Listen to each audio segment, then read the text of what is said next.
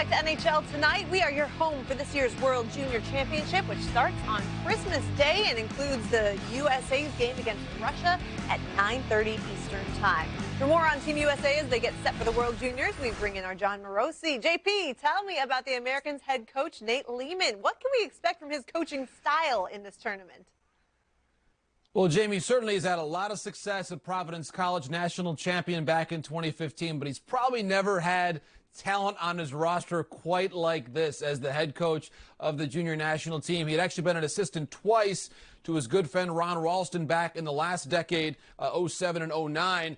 And Nate Lehman is someone who has really grinded his way to the top of the collegiate and now the national team coaching profession. He actually only came to hockey around the age of 13, growing up in Centerville, Ohio. Was actually a soccer player for most of his youth, but found his way to the game in those teen years and really devoted his time in his life to that ever since. He's told the story about having an assistant coaching job in college, making $12,000 a year, no benefits. He tells a story about sleeping once in a car on a ferry dock while on a recruiting trip to British Columbia. So some pretty humble roots, but certainly now at the very top of the U.S. coaching profession. That might be one of my favorite parts about the World Juniors, are the stories that we get out of this from all of the guys, not only the players, but the coaching staff as well, apparently. So what about the construction of this USA roster? What's unique about how this team has been put together? Well, Jamie, it could be record-setting from a standpoint of the most returning players ever on a junior national team. Team USA could have as many as 10 players back from last year's team, which was knocked out in the quarterfinal in a 1-0 loss to Finland. I love one of the key moments early on in their game against Canada, Jamie.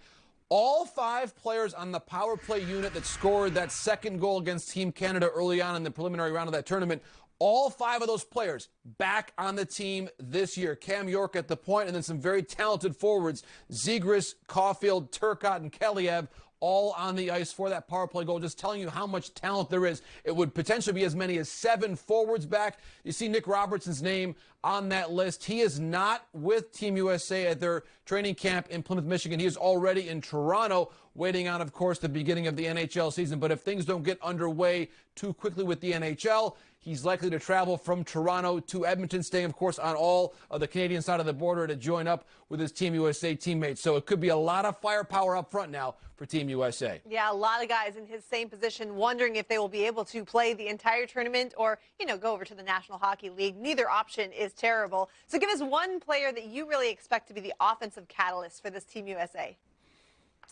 Well, Jamie, the star offensively for Team USA last year was Trevor Zegras. Led the team with 9 points during the tournament, all of them assists, and he's already made a huge impression on Nate Lehman so far in training camp. Real high-end stick. But, I think we're getting a stronger, I would say we're getting a stronger Trevor Zegras also.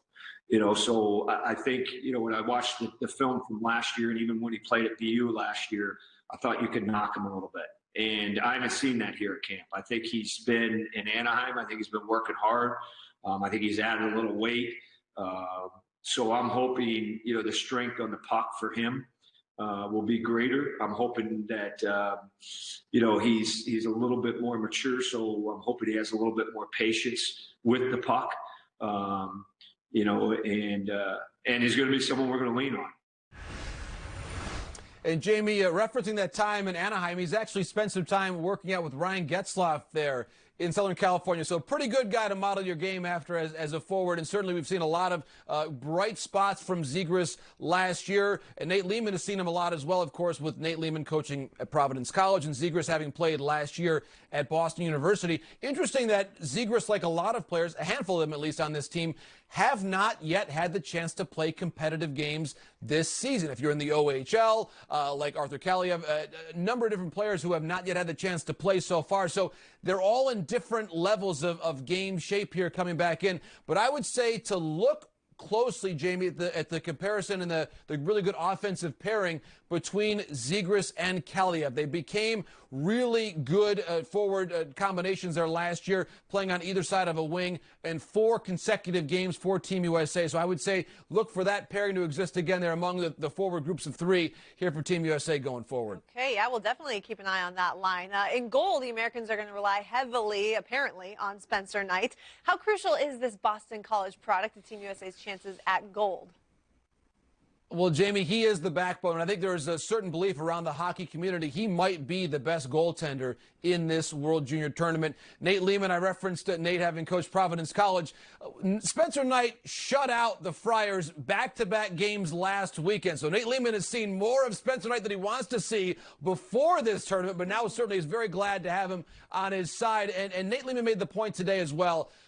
Excellent handler of the puck as a goaltender is Spencer Knight, and his poise in the net. Both players that have played with him at Boston College and against him in Hockey East, they say just how calm he is. And I had a chance to speak with Spencer earlier today as well. And he really just seems to have that projection of calm, enjoying playing the game. There's that joy and calmness about him, which certainly in a key tournament like this with a lot of pressure, it's going to come in huge handy for Team USA, especially as they begin this tournament with back-to-back games, the 25th and the 26th. It's probably been a while since the USA could claim to have the best goalie in the tournament, so that is very exciting to look forward to. One more before we let you go, JP. Which Team USA player has improved the most since last year? Well, Jamie, really interestingly, Matt Boldy, of course, the first-round pick of the Minnesota Wild, was one of the cuts last year from the team, so he did not make the team last year in the Czech Republic, but he has really worked his way to what could be a top 6 role for Team USA among the forward groups here at this World Junior. He plays a heavier game. Team USA with a lot of skill. You want to be able to mix in that size and strength for him. So we could actually see him as well playing against potentially his roommate at Boston College, Alex Newhook, who's part of Team Canada, potentially at this World Junior. So both Newhook and Boldy were cut from their respective teams last year. A lot of motivation for both of them now working their way toward the World Junior in Canada this year. So certainly Team USA and Canada not in the same group this time around, but there's always seems to be, Jamie, that medal round encounter between Canada and the U.S. perhaps once again this year. Well, we certainly hope so. Just from a viewer's standpoint, it's always must-see television. Thank you so much for the time and the insight, JP. Take care.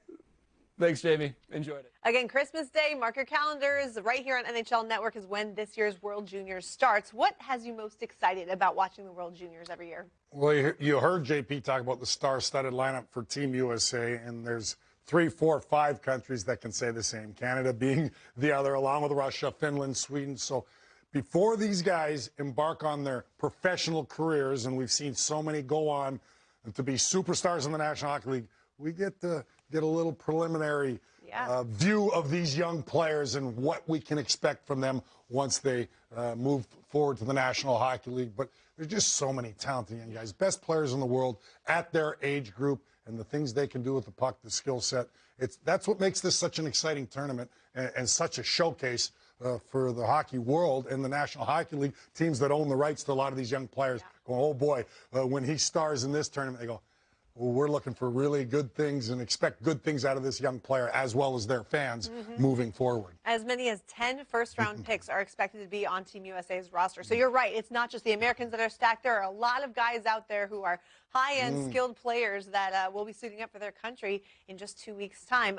We do want to show you some really high-end equipment that CCM has rolled out. I always love this. You know, Weeksy, he's the gearhead around here, right? But can you have an appreciation for these goalie pads? Just unbelievable. I think they look fantastic. I love the different logos and colors of each country. And that kind of is a little bit of the flair we see in the World Junior Championships here come Christmas time, is the excitement of different kind of gear. And obviously, we see Germany there in the middle, I believe. Team USA is pretty sharp. And of course, Team Finland in their gold and blue. Look at this here. This is, I believe, Bauer. And I'm going to give them up too. CCM does their job, Bauer does their job, and look at those skates. I love the shiny finish, too, on the flag. It's better and better with as we go along here in the technology and what these companies, these sports equipment companies are able to produce. That looks pretty sharp.